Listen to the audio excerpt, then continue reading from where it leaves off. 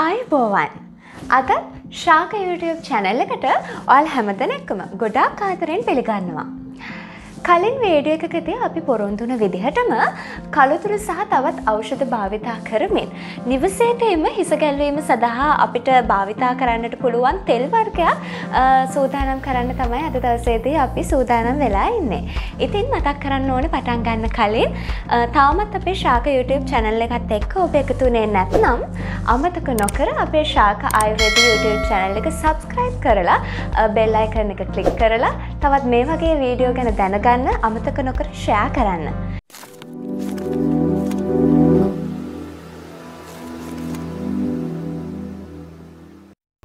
හරි. අපි දැන් බලමු මේ හිස තෙල් එක හදන්න අපිට මොනවද අවශ්‍ය අමුද්‍රව්‍ය කියලා. මුලින්ම අපිට අවශ්‍ය වෙනවා නෙල්ලි, සුදු හඳුන්, උළුහල්, මේ තියෙන සුවඳ කොට්ටන්. සුවඳ කොට්ටන් වල විශේෂයෙන්ම කියන්න ඕනේ මේ හිස තෙල් එක හැදීමේදී කැබලි වශයෙන් සහ කුඩු වශයෙන් තමයි අපි මේ සුවඳ කොට්ටන් පාවිච්චි කරන්නේ මේ හිස තෙල සෑදීම සඳහා. ඒ වගේම කළුදුරු, මේ තියෙන සැවැන්දරා මුල්.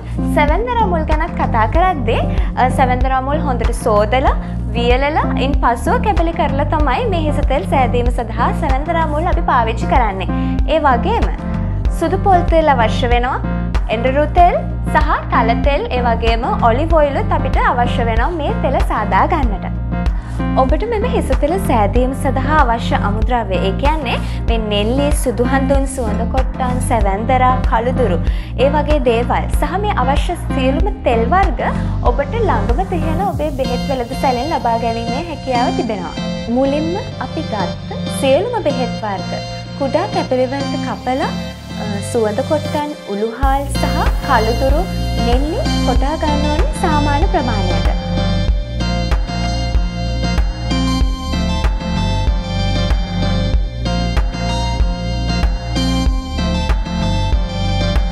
හරි.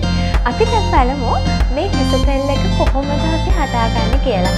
මුලින්ම අපි ඒ සඳහා යොදා ගන්න තෙල් වර්ග ටික මේ වගේ භාජනයකට මුලින්ම දාගන්න ඕනේ.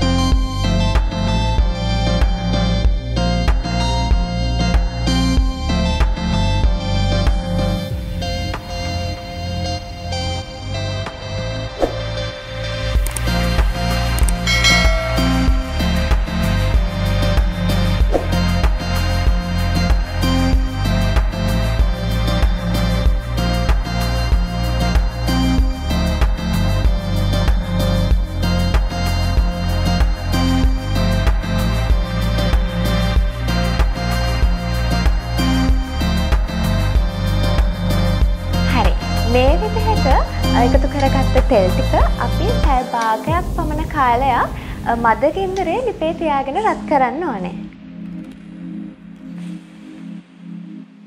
විශේෂයෙන් මතක තියාගන්න ඕනේ අඩු ගින්දරෙන් මේක හදන්න. ගින්දර වැඩි කළොත් ඉක්මනින් තෙල කර වෙලා දුර්ගන්ධයක් එනවා.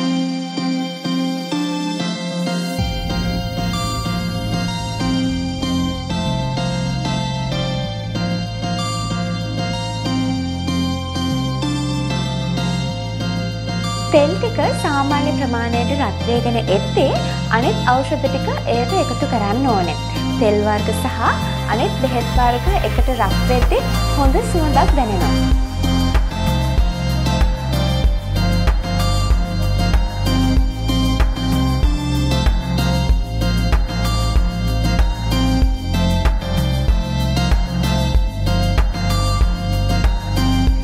විශේෂ කරුණු කිහිපයක් මතක් කරන්න ඕනේ මේ තෙල් වර්ග ගනිද්දී. තල තෙල් ලබා ගැනීමේදී ඉන්දියන් තල තෙල් වලට වඩා ලංකා තල තෙල් සුවඳ පාට වගේම ගුණෙනුත් ඉහළයි. ඒ වගේමයි ඔලිව් ඔයිල් වල ෆර්මැස් එක නෙමෙයි එක්ස්ට්‍රා වර්ජින් එක යොදා ගැනීම වඩාත් සුදුසුයි වගේම එඬරු තෙල් වලත් ඉන්දියන් එකට වඩා පාකිස්තාන් එඬරු තෙල් එක ලබා ගන්න තිබෙනවා නම් වඩාත් හොඳයි. මම මේ කිව්වේ වඩාත්ම හොඳ දේවල්. ඒ දේවල් නැතුව අනිත් දේවල් සුදුසු නැහැ කියලා නෙමෙයි. ඔබට හැකි අයුරින් ඒවා හොයාගෙන පාවිච්චි කරන්න බලන්න.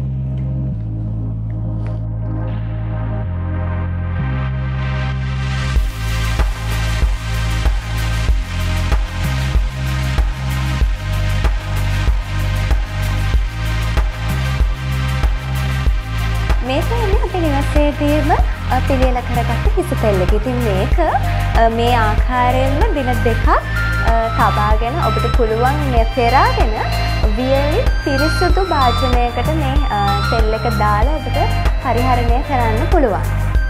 කොණ්ඩේ සුදු වෙනවාට කොණ්ඩේ හැලෙනවාට හිස්සොරි වලට සුදුසුයි වගේම හිස කෙස් වලට හොඳ ප්‍රාණවත් බවක් ලබා දෙලා හොඳ පෝෂණීය සත්කාරකයක් වශයෙන් මේ හිස තෙල් සත්කාරය හඳුන්වන්නට පුළුවන් සහ ඒ පිළිබඳවයි අද මම ඔයගලන්ට කියලා දුන්නේ. ඉතින් මේ වගේ තවත් වීඩියෝ ගැන දැනගන්න මතකතුව අපේ ශාක ආයුර්වේද YouTube channel එක subscribe කරලා bell icon එක click කරන්න අමතක කරන්න එපා. ඉතින් මේ වගේම ලස්සන වීඩියෝ එකකින් අපි ඉක්මනටම හමු වෙමු. අදට සමු ගන්නවා.